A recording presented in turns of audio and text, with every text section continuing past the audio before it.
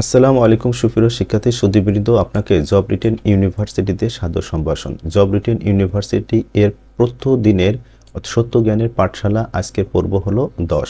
আপনাকে শুভ পুষ্পবাদ। আজ হলো শুক্রবার, ইংরেজি হচ্ছে 10 জানুয়ারি 2025, বাংলা হচ্ছে 26 পৌষ 1431 বঙ্গাব্দ, আরবি হচ্ছে 9 রজব 1446 হিজরি।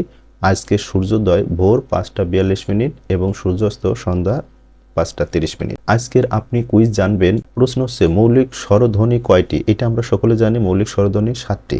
কুইজ হচ্ছে এই 7টি মৌলিক স্বরধ্বনির মধ্যে এই আ এর স্রষ্টা বা আবিষ্কারককে। এখানে 4টা কুইজ দেওয়া আছে।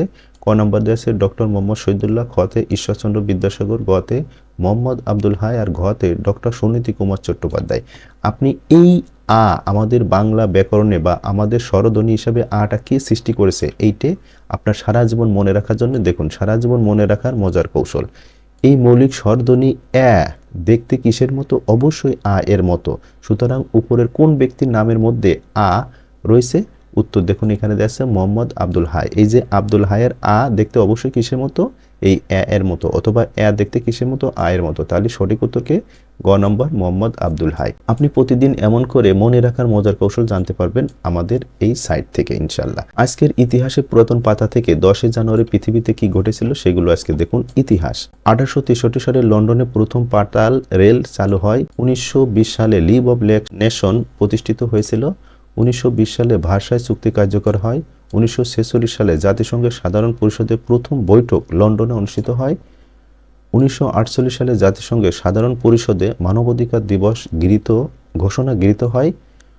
1968 সালে চাঁদে মহাশূন্য যাবার পদার্পণ এবং পৃথিবীতে ছবি প্রেরণ শুরু হয়। 1972 সালে পাকিস্তানের বন্দিদশা থেকে মুক্তি পান শেখ মুজিবুর রহমান।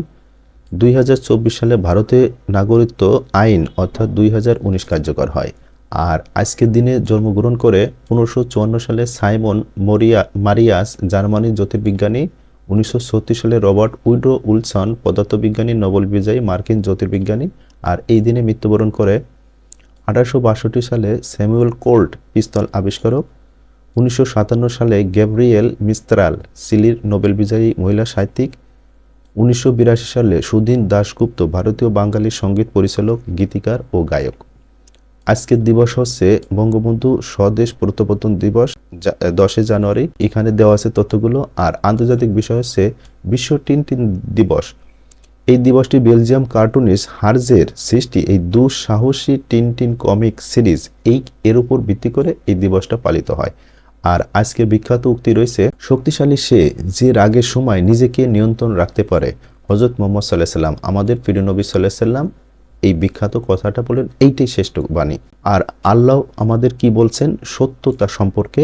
পবিত্র কোরআনে বর্ণিত আছে, সূরা হুজরাতের আয়াত সংখ্যা 6 বলা হয়েছে, আল্লাহ কি বলছে? কেউ সংবাদ নিয়ে আসলে তা যাচাই করা সম্পর্কে।